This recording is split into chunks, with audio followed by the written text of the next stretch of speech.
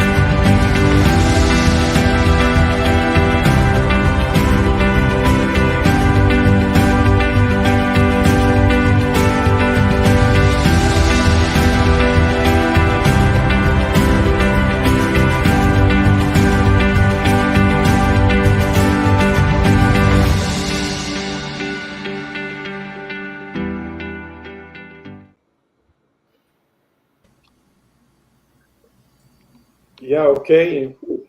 So, Jaclyn, Eliane, Adina, it's a great pleasure to be here with you to talk about neologisms and their significance in science, topics that are interesting, in which all of you have a great experience and are specialists. So let's talk about it. And I will start with fundamental questions to a question to Eliane, and Jaclyn and Adina may also comment. And Eliane, can you explain to us what neologisms are? Yes, sure. So, a neologism is a word or term that is recently created by speakers, because we speakers we create words all the time. That's part of communication. And it's also a term that is borrowed recently from a foreign language or other area of knowledge. So a word that is recently created or borrowed, or there is a third type of neologism. That is a word that already exists, but it starts being used with another meaning, a new meaning, and it's also considered a neologism. So everything that is new in language that might cause some astonishment is a neologism, right? And something that is important to mention is that they can be simple words slangs, for example, colloquial words. They can be expressions, ways of saying things in different. It's also considered neologism. Or they can be a compound word, a compound term formed by one or more than two words. That's the way the linguistics sees neologisms, right? Any other addition? I have something else to add, if I may, if I might. It's important that to say that neologisms, although we are constantly building them, coining them with our everyday conversations, for example, we have to separate neologisms. They are very ephemeral. That's what I mean. For example, we say something that is new. Either in science, we adopt some words in science, or in a specific area of knowledge, or in everyday conversation. And then that neologism is published in an article, in a dictionary. And then after the publication, it's not a neologism anymore. But people might think that they are, because they are new for some people, but they are not. The title neologisms is very ephemeral. It goes away very fast. That's what I mean. Okay. Sure. And Jaclyn, Adina, do you have any views on that? What you can consider a neologism, or when a new term, a new word emerge in your views? If I may, I would like to add that this is a very complex process, and in the study of neologisms falls different linguists, different specialists in linguists, like those that are interested how the neologism was formed, what pattern they used, what is their semantic evolution. There are others that are studying and are following how the neologism develop in a language. And then are, for instance, the lexicographers who add or not that a specific neologism in dictionaries. There are also social linguistics that study how a certain word newly entered in a language can varies its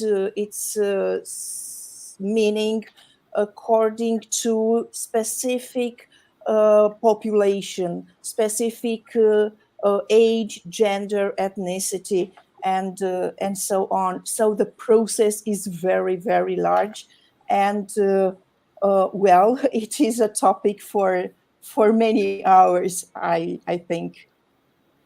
Sure. Thank you. Jaclyn? Yeah, and I'd just like to add, and we're going to get into this, in terms of how the neologism, how it's composed. I was thinking about when we're talking about conscientiology neologisms, we're considering this multidimensional aspect as well. So it's another component to think in terms of neologisms, but we'll be getting into that later down the track, I'm sure.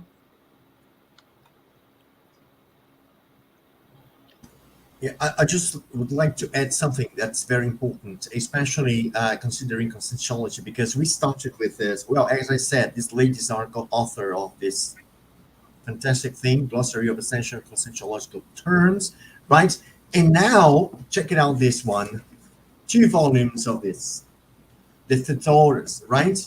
Look at that. So actually, what I see having these editions, having these books here, that neologisms are, I'm just placing ideas for us to work out, right? They are needed, right? Because there is a kind of optimization of language in science. Well, each science has its own neologism, right? It's a group of Yeah. neologisms.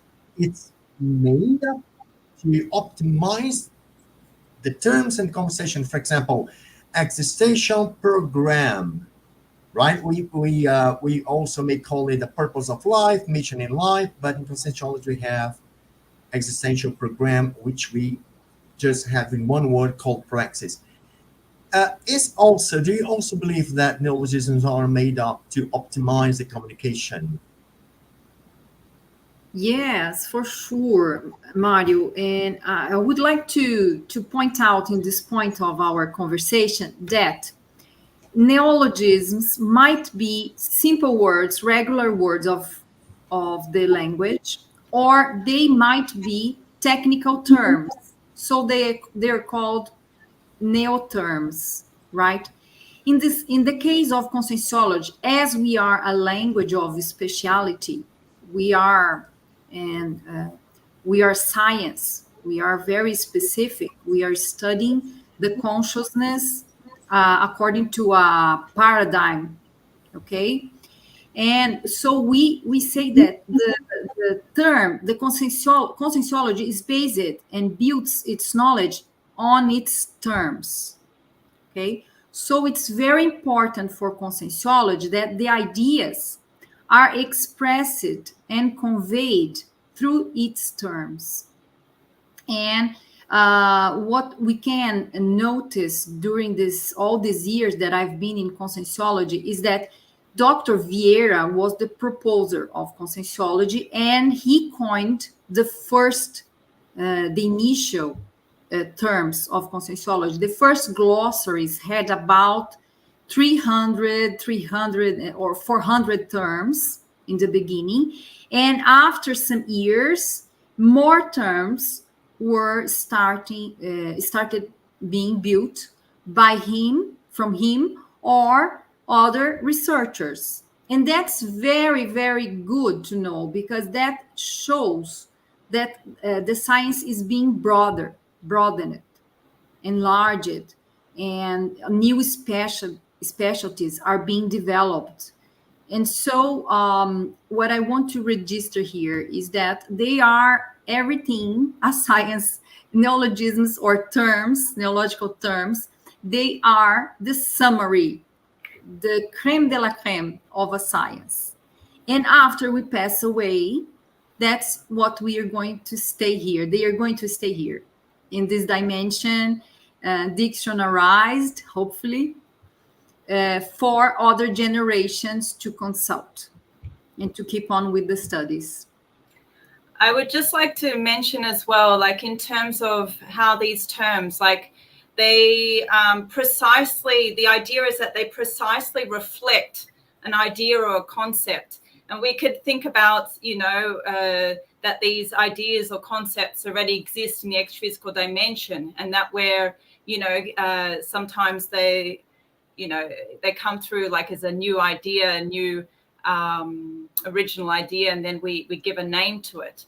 But I should mention, because it's a scientific approach, a technical approach, it's that they are concepts which are not anti-dogmatic, anti-mystical, more technical, more scientific. So they move away from these kind of more outdated terms that may have existed. And Eliane mentioned one thing that neologisms can comprise is terms that existed, but they are now updated, right? They're given a new, more technical term, right? That reflects that idea or concept.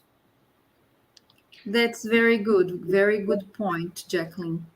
Yeah, I see that, for example, conscientiology, the concepts, many concepts of conscientiology already existed in other lines of thoughts and knowledge, okay?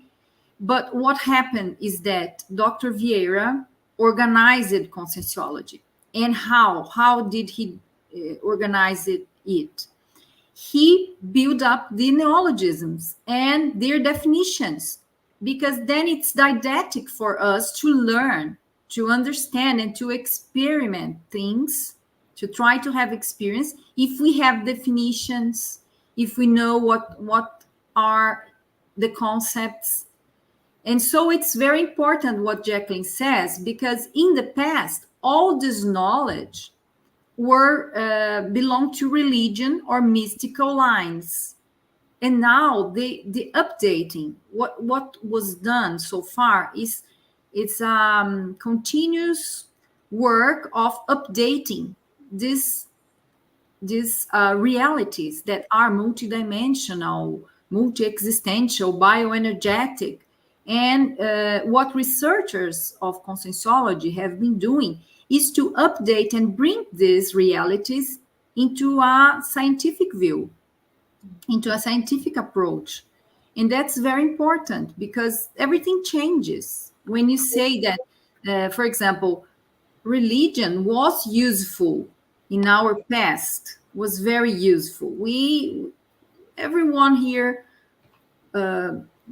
possibly most of us, were in religious lines in our past lives. We were priests, and nuns, and other leaders, religious leaders. But what happened is that religions are very dogmatic. They have their truth and their dogmas. And what happens? Come Conscientiology comes up in the 20th century and is telling everyone, well, don't believe in anything, not even what you are learning here. Experiment, have your own experience.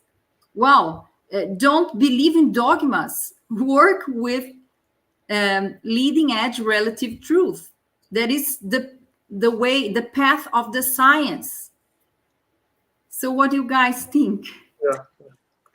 Yeah. This is very interesting, Eliane. Thank you. Could you, and also Jaclyn and Adina, provide us with some examples of neologisms in Conscientiology and comment on their importance and significance in providing a specific description of a specific phenomena or concept, and also their importance in providing an updated version of a concept, as you said. I think that Adina is just about to say something. Adina?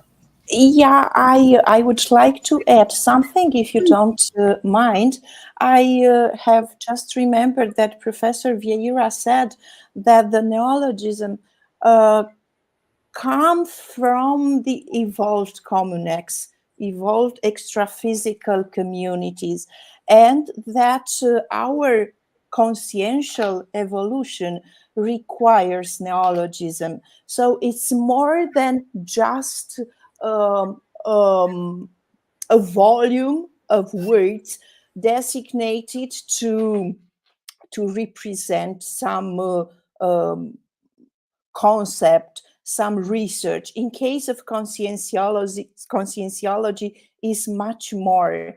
It is because conscientiology is the science of researching of ourselves, right? And we are the scientists and the objects of the research. So the importance of neologism is more. And well, he also said that there are three main important conditions for a word to be considered a neologism: being intelligible, clarifying, and unique. And I think that conscientiology neologism, as I said, are more than a jargon, because they have clarification and recycling role. and they also have retrocognitive power, force. They can help us to remember, to bring the knowledge from our intermissive course. And well, about neologism in conscientiology, in fact, conscientiology is full of neologisms because it's a neuroscience that needs a new vocabulary, exactly not to go away from any dogmatic concepts. And that's why sometimes conscientiology vocabulary can appear to be difficult, but it's not, because it is innate. It's one of our innate qualities. Those are very important remarks, Adina. Thank you. Before moving to the topic of examples, that would be good to listen to Jaclyn and Eliane on that also, about those comments from Adina about why neologisms in conscientiology are not just new jargons, and their importance regarding their origin and significance. Jaclyn. Yeah, no, like I think as Adina said, these ideas, they are, vanguard, they're leading edge relative truths, they're ideas that will help consciousnesses, us, to evolve, by knowing about these ideas and talking about them, and it helps us to reflect more about ourselves, who we are. And so, for example, a simple example, just understanding that there is an intraphysical consciousness and an extraphysical consciousness, to help us differentiate, the fact that we're in the physical body, or we're projected, or we're no longer, like, for example, in the past, they used to use the word spirit, right? They still use it, but now we use extraphysical consciousness. It's a more technical word, right? To describe, and so a less mystical, more technical word to describe these consciousnesses that no longer possess the physical body. They've already died or gone through desoma, as we say. So yeah, and these ideas, they, it's interesting because we use, for example, we have with those ideas that we can bring with us as innate ideas or as inspirations from helpers. It's another layer, another process that we go through in order to capture those ideas. So there's different. It's different to just creating a new popular word in society. So it's there's different layers and aspects to it. Sure, thank you, Eliane. Your microphone. Yeah. It's closed. Neologisms, Yeah. they are built according to the rules of the language.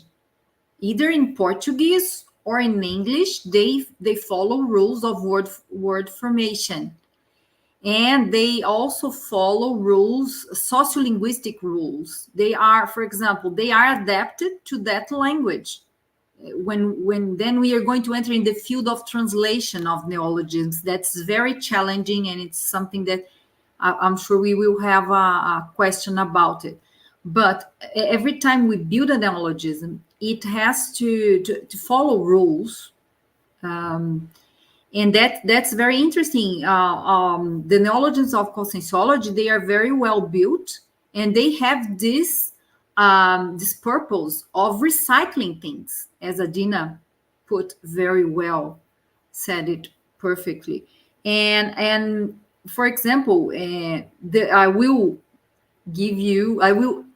answer the other question about which neologisms would you choose. Let's give some examples of these words that are deeply recycling.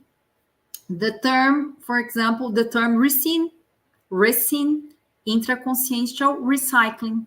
For me, it was very, I like it very much when I first saw resin.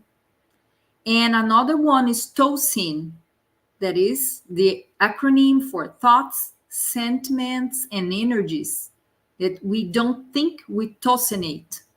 And that changes completely because we are very much responsible for our tosins. And if you analyze, everything changes. If we say that we exteriorize energies through our thoughts, and that energy is shown in our psychosphere. And a third example I would give to you is the word reurbexes, that are the extra-physical reurbanizations. That is the main purpose of the science conscientiology.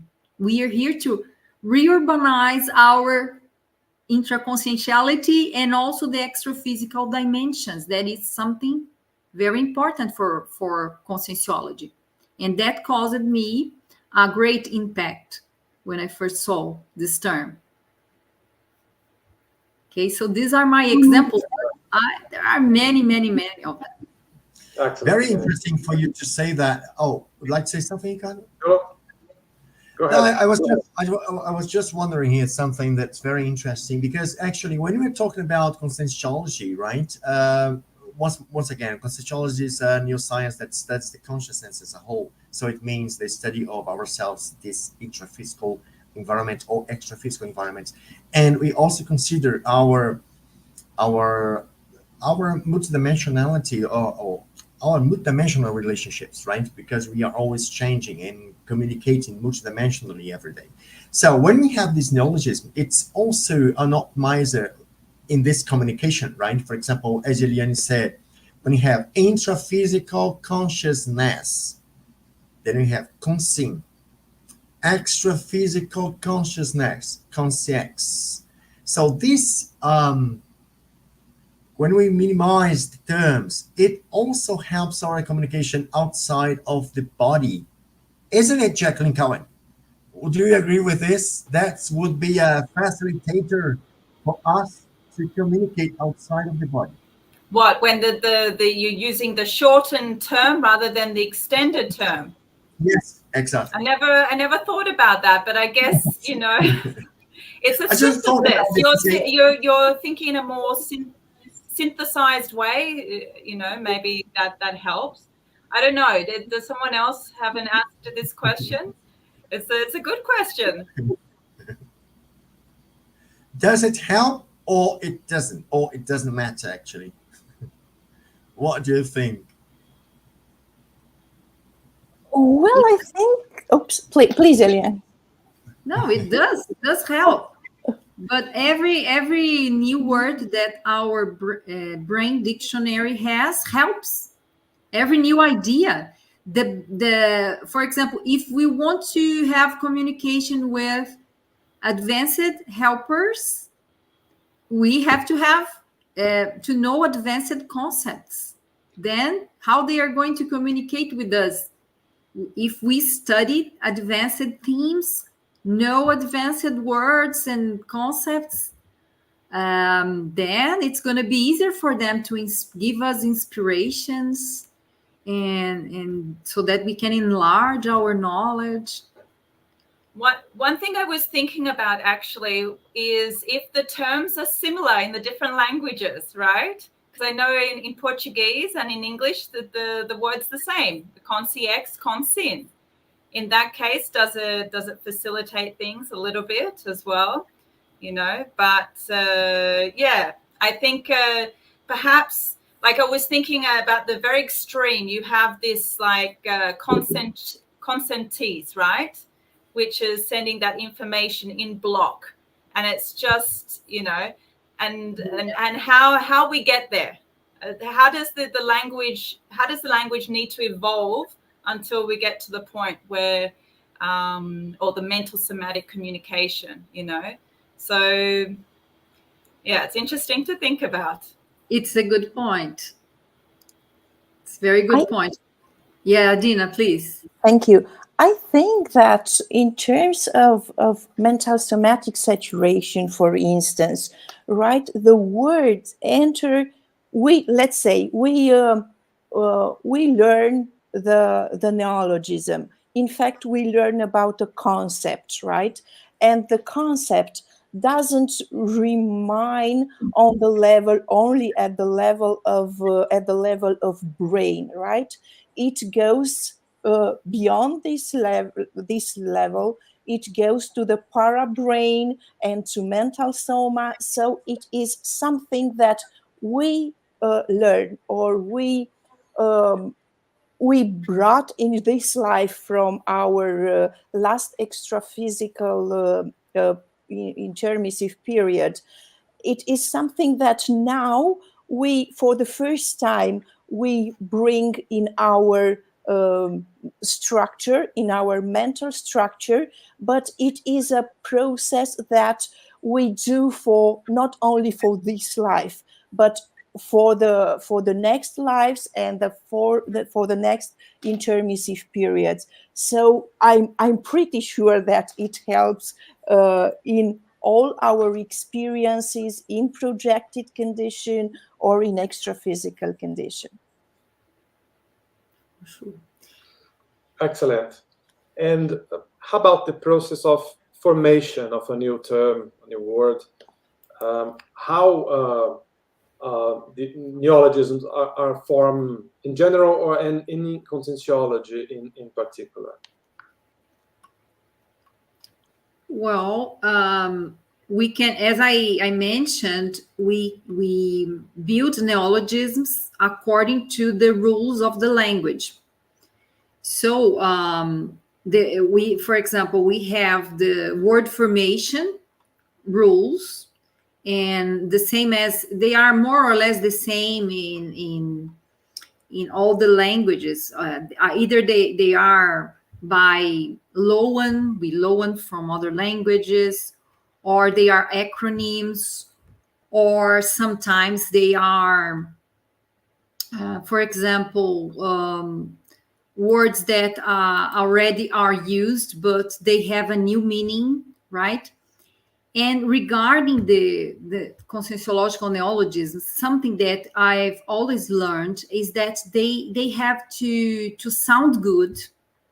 They can't have cacophonies or bad sound, and they have also not be mystical, and they have to be concise. The best neologism is that one that is concise and is able to convey an idea or concept.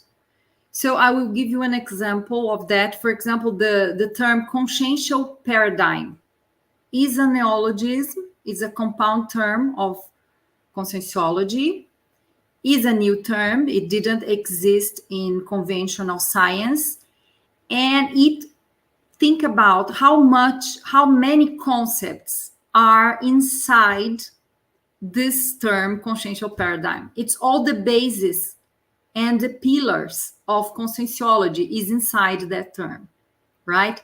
Because we are going to go into all the sciences and the realities that we are talking about that sustain conscientiology. So and that's it. And if you for example, if you researchers, if you take a look in the book, in one of it would be the last book of Dr. Vieiras, that is the Dictionary of Arguments of Conscientiology. Vieira proposes there many new sciences or specialities of conscientiology. And he proposes there, he writes texts, uses them, but they didn't define them, right? So he left as a homework for us to define these new specialities. And community is doing that, because these new specialities is a way of making us to have a cosmovision of things. What Conscientiology also proposes is that we study everything. Everything is possible to be studied. And so Vieira proposed many specialities, many new words that might sound weird at first sight, but they have really interesting content that are important for us as consciousnesses. And there is a group that are doing a dictionary on these specialities. So I think that's interesting to mention, because that's how neologisms are proposed. Sometimes they are proposed, but they aren't defined yet. So it's a work for us. Sure, very, very interesting. Jaclyn, would you like to comment? Yeah, there's just a few things while Eliane, you were speaking that I thought about. So, I mean, I'm also going to talk about the translation, right? Creating these neologisms in the different languages, because that's where I have more experience, right? Although I think like as a conscientiologist, like all of us have this opportunity to create new words, right? Like when we're defending entries in the Encyclopedia of Conscientiology or verbets, each of us will have that opportunity to reflect and bring through our own innate ideas to create these neologisms and to help to advance this new science of conscientiology. Another thing I would like to mention is, like in this, how we develop these neologisms. And you were talking, Eliane, like, for example, sometimes the idea is completely new. It's a completely new idea that's come, from the extra physical dimension. And it actually, you have to create a new word, really. Others, it's where you may join a few words together that already exist that will help to reflect that new concept. And so these ones are a little bit easier. You'll see lots of words where there's like 2 or 3 words joined together representing this neologism. But sometimes it's a completely different word. And especially when we translate as well this neologism into English, and, we have to really, come up with this new word. And usually there's a criteria that we follow in order to produce this new word.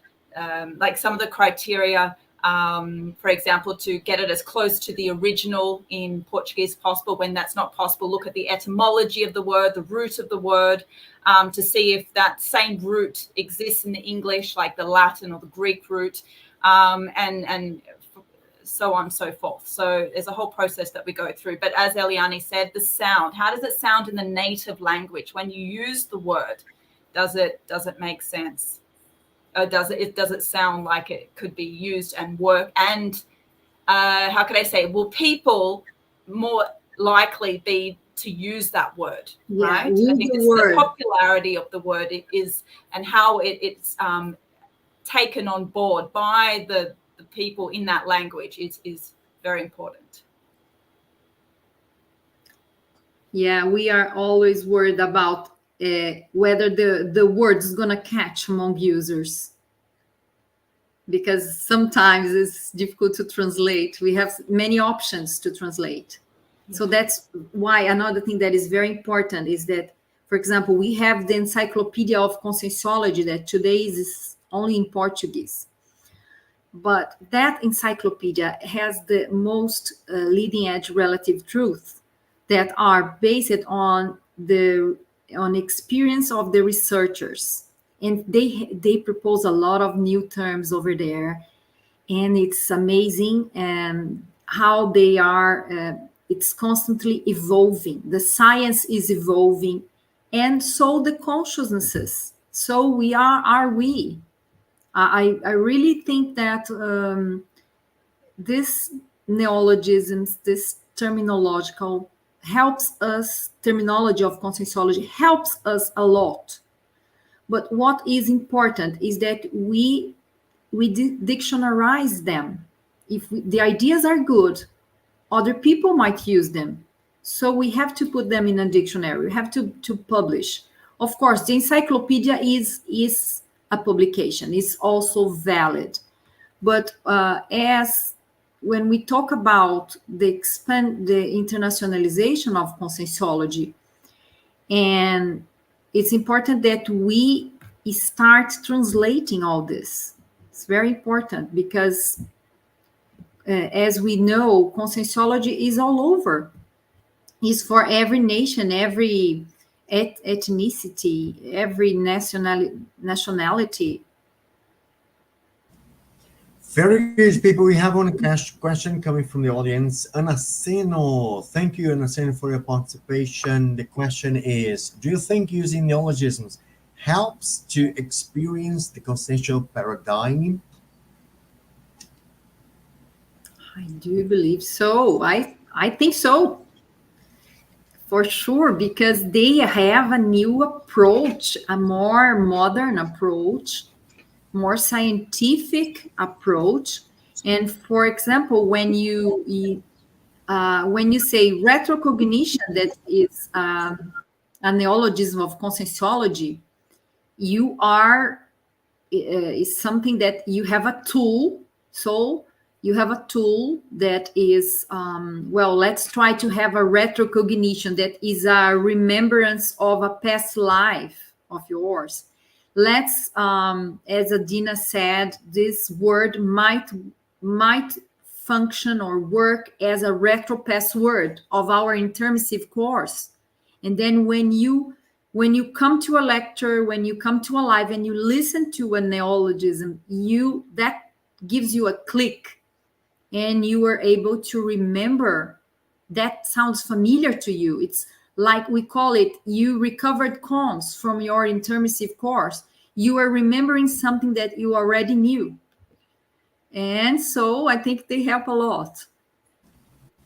And I was thinking about this question here. You know, as conscientiology is a science that really depends a lot on your own experiences, on your own experiments, and the results from these experiments, you sometimes just come across situations in which you don't know the name of what you are going through, the experience we are going through, something really new.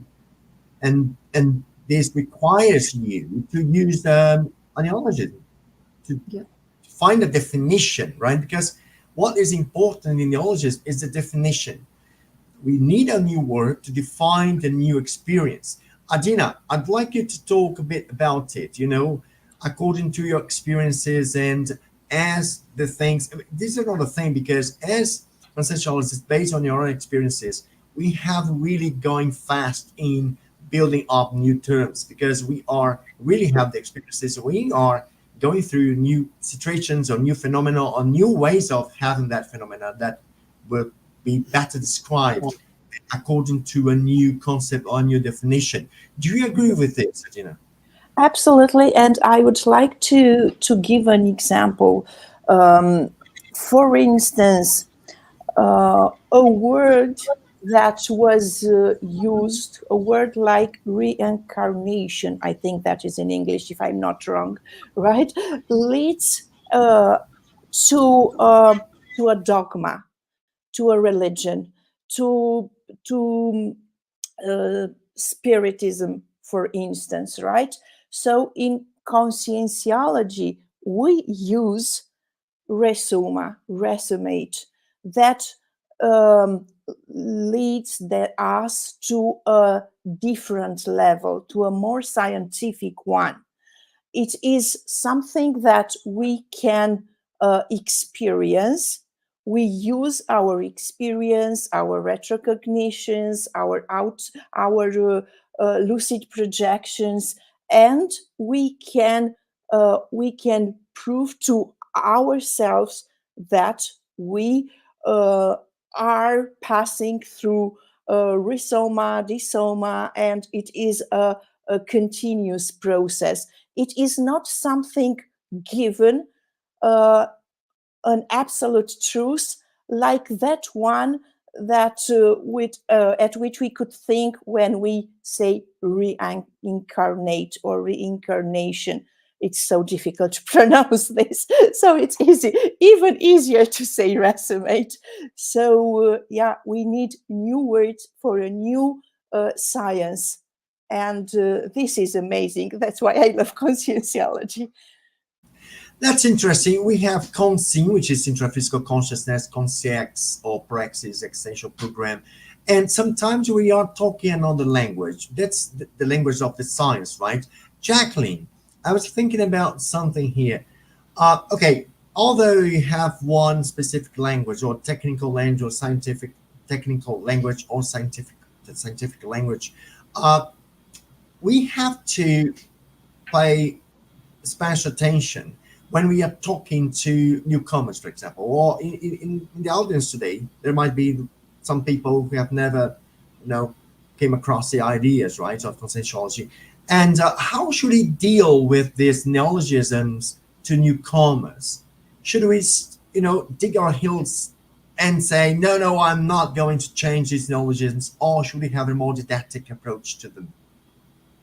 Yeah, I think sometimes what can help is when, you have all these new words. It's all about helping the person to understand. For some people, they're going to, access these new ideas, and it will just make sense. It will be, it'll be a quick process of, oh yes, that makes so much sense. I'm going to accept that idea. Yeah. Right. So that's some people. Other people, it depends. Some people may, there is a process of maybe being able to explain the ideas in a simple, logical way. At the beginning, maybe using words that the person knows to help them to make that connection. Right. But the words, you don't want to dilute the ideas itself, right? So I think in that case, it's important to preserve those neologisms, but it's all about how you explain them to people and help them to make those connections. Yes, we have to also be careful about not trivialize, right, the language.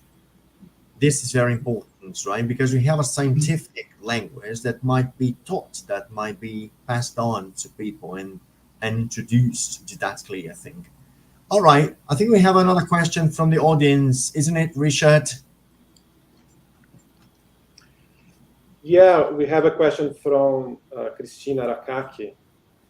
So, can you comment on the possible effects on the development of lucid auto-parapsychism when studying and creating neologisms? Is it possible to share any personal experience in this regard? Thank you, Christina. So, would like to... I can answer, and my friends can complement. Well, in fact, one of the main points of Conscientiology is to help us to develop the lucid auto-parapsychism. Parapsychism is every connection you have with other dimension. Every information or inspiration you have from the helpers would be the parapsychism. And self-parapsychism is that one that I develop, and my connections, my own ideas that are being received or caught from these other dimensions. And in fact, I remembered when I was doing the thesaurus of Conscientiology, and because I was one of the organizers of this book, that is the first thesaurus, and it's translated to 7 languages. And what happened is that I had a lot of inspirations of terms that were missing, that I had to include the terms. I had to include because they were really necessary, and I was forgetting about them. And so I woke up with a list of terms And I went there to write them, because they were in a point an essential term of Conscientiology that should be included to show this to the world. And I think it is interesting, very interesting. And another thing is when we are translating terms, I help a lot with the English translations. And some terms we have difficulty in finding a good solution. And sometimes an idea come up. Well, that's the best solution for this term. Well, that's much better than the previous one. Then we revise, because we want a term to convey the idea perfectly, for the reader to really use that term. So that's my experience. I don't know. I wish I had those experiences, that some new term came to me with my idea, but I haven't got any so far. But I think it's a matter of focusing. If we focus, then it's great. But I think that let me just mention something that we were talking about, that Conscientiology is a language of speciality. And I think that sometime we have to develop researchers on paralinguistics, going more deep into what is the conscientiologies, that is the conscientiological language. How is that? How does that work? And we could go deeper into this autoparapsychism and learning new words from the extra-physicality. Very interesting. Very interesting question and answer. Any other thoughts, Jaclyn?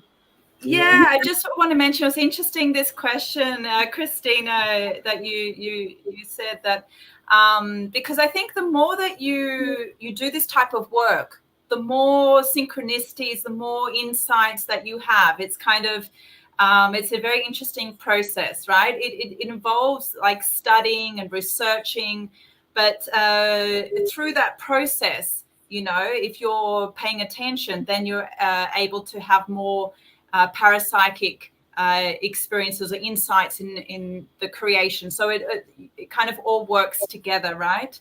The more that you tune into that. It's interesting because even today, a little synchronicity happened in terms of the translation of the word holoteca. And it came up this holothek, which is a different spelling to the holothek. Holoteca is like the library related to the collections of artifacts and things like that, and collections, right? And so anyway, this word holothek came up, and we saw that it had already been created. An article had been written about it in Osaka, Japan, this holothek, right? It's a different spelling. So it's like the language, it's evolving as well. It's not something that, the words are not fixed. Sometimes, and we don't even know, maybe, we need to go through a consensus to see if this word is okay, of course. But it's interesting how, like, the words can evolve over time as well and change, even the spellings and things like that. That's right. One interesting thing that I thought of this question from Christina Rakaki, thank you, Christina, for your question and participation, was that when you are studying, when you're having your experience, sometimes you just see something that you don't have an explanation for that. Have you ever had this experience when you see something that we say, no, I can't explain this. I don't have a name, any name to coin it. So it's really, really interesting. People, unfortunately, we are just coming to the end of our debate today. I would like you to go for the final considerations. Adina. Oh, very, very short. I think that my experiences in this context, I'd like just to remember about the helper, the function helper, that, I was very much helped by the function helper. And when I started reading Conscientiology in Portuguese, for instance, my Portuguese was very poor, but I still understood. So it is my my helper. It was not me there. Thank you. It was a great meeting today. Thank you. Okay, very nice. Jaclyn, could you wrap up, please? Yeah, just a very interesting discussion. Of course, we only touched the tip of the iceberg. I think there's with the language that's it's so huge, right? The conscientiological language and all the aspects related to it. So, but it was a real pleasure to be here contributing to this discussion today. So, thank you. Eliane? Well, for me as well, it was great. Really, I loved talking to you about neologisms and terminology of conscientiology. And I think we have to continue. We have to have more lives, more webinars about this theme with other focuses, because there's so much to talk about. And it's when we talk about, we enlarge our perspectives, our vision. It's everything changes for the better. And well, I'll try to write an article about it, because we had so many good ideas from this webinar. Thanks very much for the invitation. Great. Ricardo? Well, thank you, Mário. Thank you, Adina, Jaclyn, Eliane. It was a great pleasure to talk with you, to learn a lot about neologisms. It will be a pleasure to continue this conversation another time. Very good, people. I have to thank you for this conversation. Yes, that was a good idea, Eliane. We can have a second part of this conversation. What do you think about this? We can schedule. For sure. That's right. I once again, I really would like to show you this. We started with this glossary, people, and now we have these two amazing volumes. How long will we have the third one? I don't think it will take too long. This is really amazing how the neologisms have been going fast, right? And it's a lot dependent on the experiences and the new approach that we have to them, and how broad they are in the language. The languages are actually, because we have like 6 languages here, right, Eliane? Yes. 6 plus Portuguese, total 7. That's absolutely amazing. Yeah. People, yes, unfortunately, we can have a second part of this conversation, but the next Let's Talk will be on the April 27th at 2 p.m. talking about Beyond Belief, a conversation on anti-dogmatism. That's a very good topic, right? And I have to thank you for your participation, the audience, and with the questions as well. Very nice. Thank you, our guests, our experts in neologism and conscientiology.